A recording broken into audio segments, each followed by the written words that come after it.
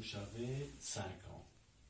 Et donc, à un moment donné, là où j'habitais à Wildwisheim, c'est rue de la Gare, il y avait environ 100 mètres pour aller vers la rue principale. Et à un moment donné, ça se disait que les Américains sont en train d'arriver. Et donc, moi, je suis monté, ces 100 mètres, c'était, je pense, la nuit tombée, c'était vers 8 heures du soir, donc en novembre. Et je suis monté, je me suis faufilé le long du mur de l'école pour me protéger. Et après, j'ai vu que les Américains étaient là et que les jeunes filles et jeunes femmes françaises, alsaciennes, leur offraient des pommes et du schnapps. Et c'était la libération par la deuxième DB le 21 novembre. Et de là, ils sont partis après pour libérer le 22 novembre Strasbourg. Donc là, les Alsaciennes étaient habillées avec leur costume folklorique. Oui, traditionnel pour recevoir et tout le monde. Bah, personne ne connaissait le français. Hein. Alors, je sais plus, alors, ça, je ne sais plus, mais je vois encore des Panzer, pas des Panzer, des blindés américains qui étaient arrêtés au plein village. Et j'étais là, un garçon de 5 ans, pour regarder ça. C'est sans doute un de mes souvenirs les plus gros. J'ai un deuxième souvenir qui est encore plus vieux, avec mon copain René.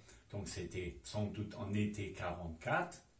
On était entre la gare et la Zorn. Et sur un terrain que je pourrais encore te montrer aujourd'hui, il y avait la Flak. C'est-à-dire, c'est la mitraillette anti-aérienne. Et il y avait 2-3 soldats qui étaient là. Et nous, deux gamins de 5 ans, on était à côté, on regardait comment ils tiraient sur les avions américains. Voilà, ça c'est un de mes plus vieux souvenirs.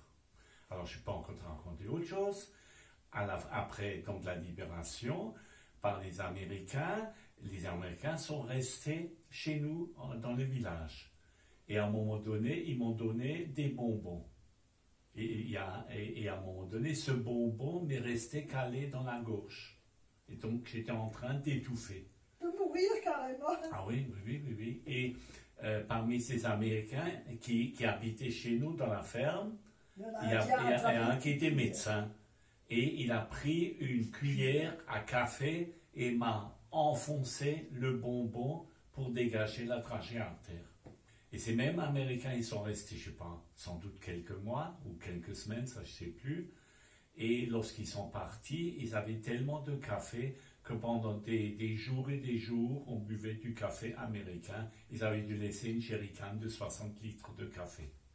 Et ce qui nous ont appris, parce qu'avant on n'avait pas ça, hein, on a appris l'existence du chewing-gum. Ah oui, chewing-gum, oui. Mais on ne savait pas ce que c'est. Mais un truc. Chewing-gum et du chocolat. Oui, le chocolat aussi. Oui, le chocolat aussi. Mais le chocolat, on savait ce que c'est. Mais le chewing-gum, un truc en caoutchouc que tu pouvais mettre dans la bouche et qui était bon au départ. Et après, ça ne sentait plus rien du tout. Et puis il fallait pas l'avaler. Donc, il aurait fallu le recracher. Moi, je me souviens quand j'étais gamine, toute petite, je me souviens que ce chewing-gum, je me suis dit, mais qu'est-ce que j'en fais maintenant? Je l'avais mis dans la bouche. Tu sais, à l'époque, tu ne pensais pas autant. Alors, je l'avais mis dans la bouche le soir. Et puis je l'ai laissé dans la bouche. Et le lendemain, je me suis dit, mais qu'est-ce que tu as comme bouillie là dans la bouche? Mais c'est le chewing-gum. Mais c'est plus un chewing-gum, c'était une bouillie décomposée. C'était atroce là. Ça, il fallait que je le crache. Mais ça, c'était mon premier chewing-gum. Et à une époque où personne ne savait ce que c'est. Hein. Mamie n'avait jamais mangé de chewing-gum quand elle était gamine. Et puis ma maman encore moins. Et puis voilà. Ce sont les Américains qui nous ont amené les chewing-gums. Oui. En même temps, dans notre cours de ferme, il y avait à un moment donné un panzer ou américain voulait rentrer dans la ferme et mon père leur a interdit parce qu'il avait peur que les caniveaux s'affaissent parce qu'il était trop lourd. Et donc il n'est pas rentré. Par contre, on a eu sans doute pendant des semaines un aftrac dans la cour. Et donc, dans cet aftrac, nous, on montait dessus et c'était nos terrains de jeu. Et ça, c'est... c'est vaguement un des souvenirs les plus anciens. Plus il y avait dans le village ce qu'on appelle un Lazaret, c'est-à-dire un hôpital militaire. Et je pense comme il s'appelait Lazaret, c'était sans doute un hôpital militaire allemand, entre Wilvisheim et Melsheim.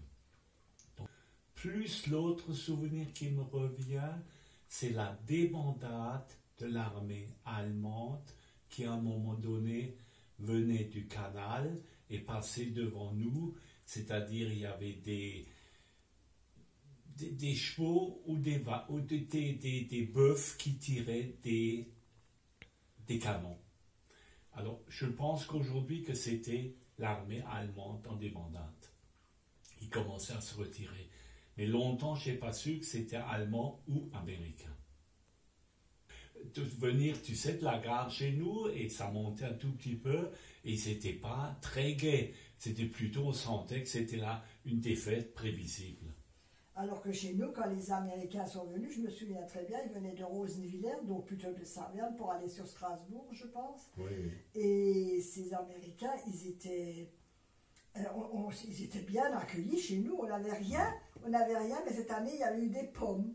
Et je sais que ma maman, il avait emmené des pommes, et nous aussi des paniers de pommes, et on a jeté ça aux Américains en applaudissant. Et ça, c'était un truc, une fête, vraiment, pour nous, de pouvoir faire ça, pour les Américains. Alors, ils nous jetaient des chewing-gums, et nous leur jetions des pommes. Et il faut rajouter là que donc, notre coin où nous deux, on est nés, soit Tuller et Wilvisheim. On a donc été libérés le 21 et 22 novembre 1944, alors que Ingwiller a seulement été libéré en février. Tout ce coin d'ici a été seulement libéré en février 1945. C'est la fameuse Nordwind, c'est-à-dire qu'à un moment donné, il y a eu la résistance du côté allemand et les grandes bagarres ont eu lieu du côté de Reipertswiller, de Niederbronn et du côté d'Ingwiller. À Ingwiller, il y a eu énormément de morts parce qu'il y avait à un moment donné comment on appelle ça, là où Pierre jouait, tu sais, dans les souterrains, les cavernes. Et là, il y avait, comment on appelle ça, un stock d'armement. Et ça, je ne sais plus si c'est les Allemands ou les Américains qui l'ont fait sauter. Et ça, c'était plutôt en février 1945. Et donc, Ingwiller a été libéré 2 mois après nous. Mais ces cavernes étaient naturelles. Oui, naturelles. Et là-dedans, il y avait, je pense, Ils ont mis des munitions, ils ont caché des munitions là-dedans. Oui. Et il y a, maintenant ça me revient, il y a un monument près de ces cavernes, je ne sais pas si tu as déjà vu, où tous les gens qui sont décédés lorsqu'il y a eu cette explosion sont enterrés.